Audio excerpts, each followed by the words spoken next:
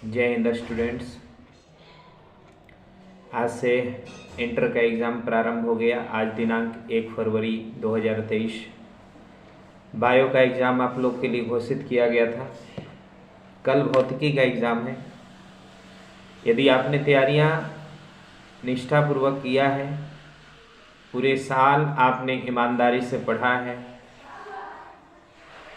शिक्षकों के द्वारा दिए गए निर्देशों को आपने शिद्दत से पालन किया है ना, तो निश्चित रूप से आपका रिजल्ट कोई भी नहीं रोक सकता। आप निश्चित रूप से बेहतर परिणाम हासिल करेंगे।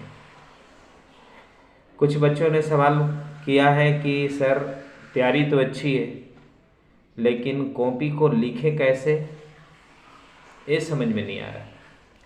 लैंग्वेज देने में समस्या होती है, अपने बातों को रखने में समस्या होती है। तो आइए थोड़ा बहुत हम आपको हिंट देते हैं ताकि एग्ज़ाम में आप बेहतर ढंग से अपने कॉपियों को लिख पाएँ। देखो, आपका एग्ज़ाम ऑब्जेक्टिव और सब्जेक्टिव दो रूपों में होता है। ऑब्जेक्टिव के लिए आपके पास OMR सीट पहुँचेंगे। उस OMR सीट में आपके पास 4 ऑप्शंस और उसके नीचे गोला बने हुए रहेंगे। उस गोला को बढ़िया से भरना, और एक बात तो याद रखना कि जिस आंसर को तुम कंफर्म हो जाओ उसी के करस्पॉन्डिंग आप उसके स्फीयर को फिल करेंगे, भरेंगे। गलती से भी भरते हुए इधर उधर आपका स्याही नहीं जाना चाहिए, या फिर अगल बगल के जो बॉक्स होंगे उस बॉक्स में टिक नहीं लगना चाहिए। पहली बात है, ध्यान रखना।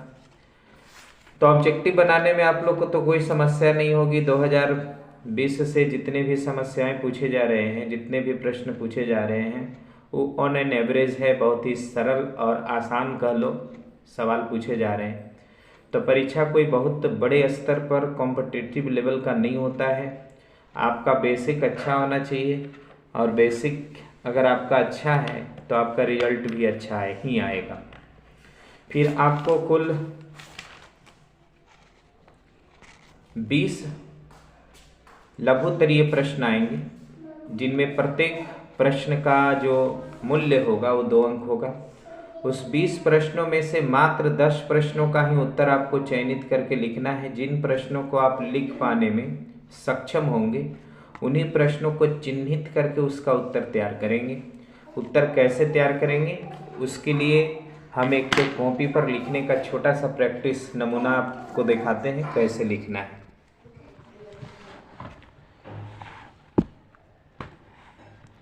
जैसे देखिए, 2022 में एक सवाल पूछा था कि माध्यम के अपवर्तन, ये लघुत्तरीय प्रश्न है, सेक्शन बी। पहले नंबर आप क्या करना कि उत्तर लिखने से पहले आप उत्तर देने जाओ ना, तो उससे पहले अपनी तैयारी कंप्लीट कर लो। किस खंड का आप उत्तर तैयार कर रहे हो यह आपको बता देना आवश्यक होता है। तो सबसे पहले लिखना सेक्शन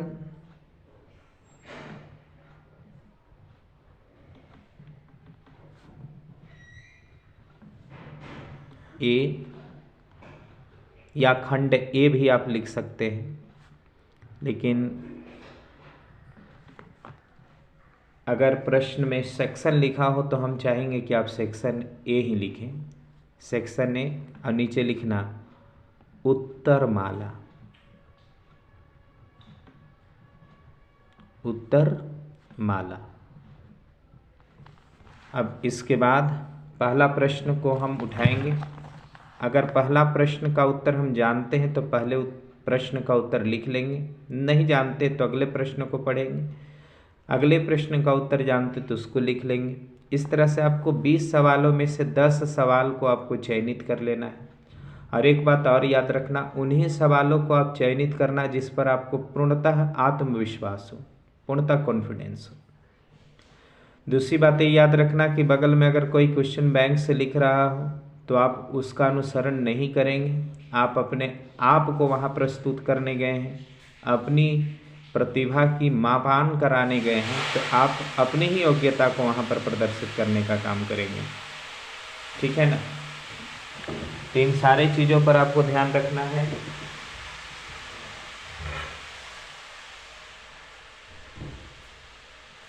इन सारे प्रश्नों पर आप लोग को ध्यान रखना पड़ेगा, कैसे आपको काम करना है।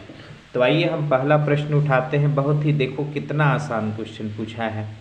डर दूर करने का एकमात्र तरीका है लड़ जाओ। लड़ जाओ मतलब जिससे आपको डर लगता है ना, उसी से आप अड़ जाओ, उसी से लड़ जाओ।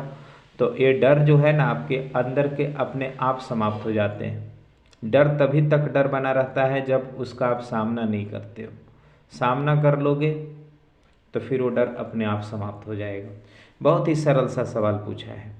माध्यम के अपर्तनांक से आप क्या समझते हैं? माध्यम के अपर्तनांक से आप क्या समझते हैं? तो इसका आप उत्तर लिखेंगे। ये मैंने पहला प्रश्न उठाया है, अब पहला प्रश्न का ही उत्तर हम तैयार कर रहे हैं। प्रश्न संख्या पहला का उत्तर लिखने के बाद अब यहाँ से लिखेंगे अपवर्तनांक।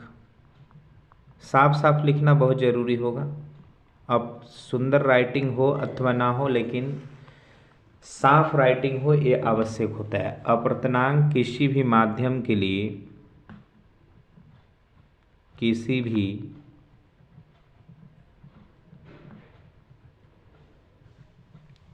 माध्यम के लिए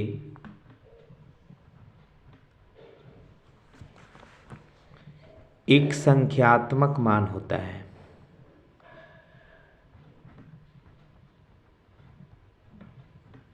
एक संख्यात्मक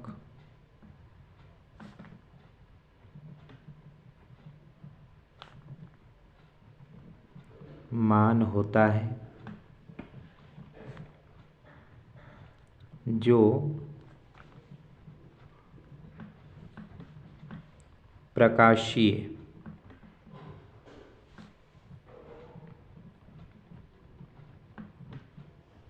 रुकावट को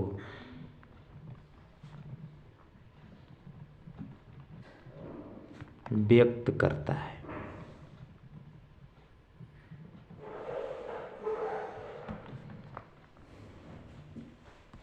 इसे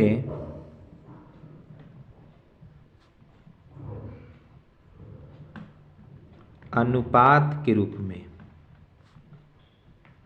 अनुपात के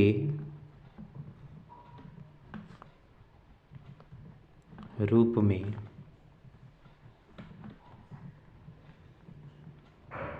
परिभाषित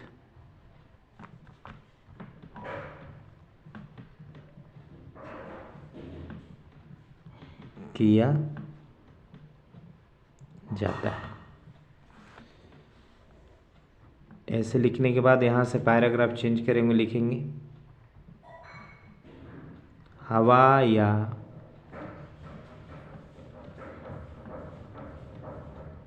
निर्वात में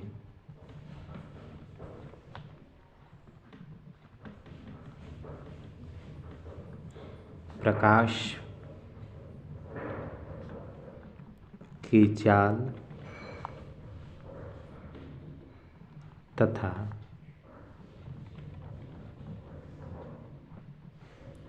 किसी माध्यम में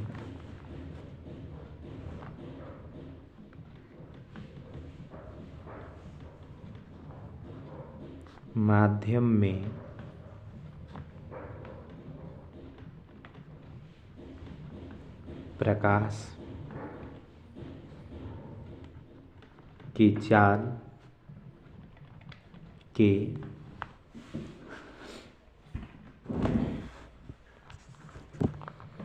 अनुपात को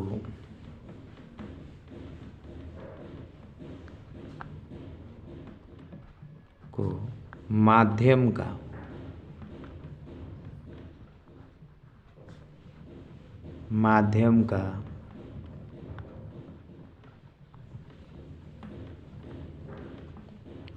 अपवर्तनांक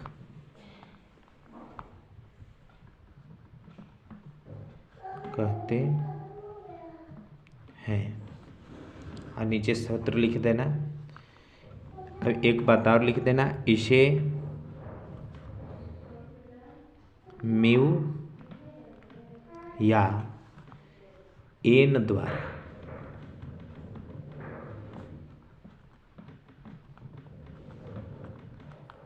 सूचित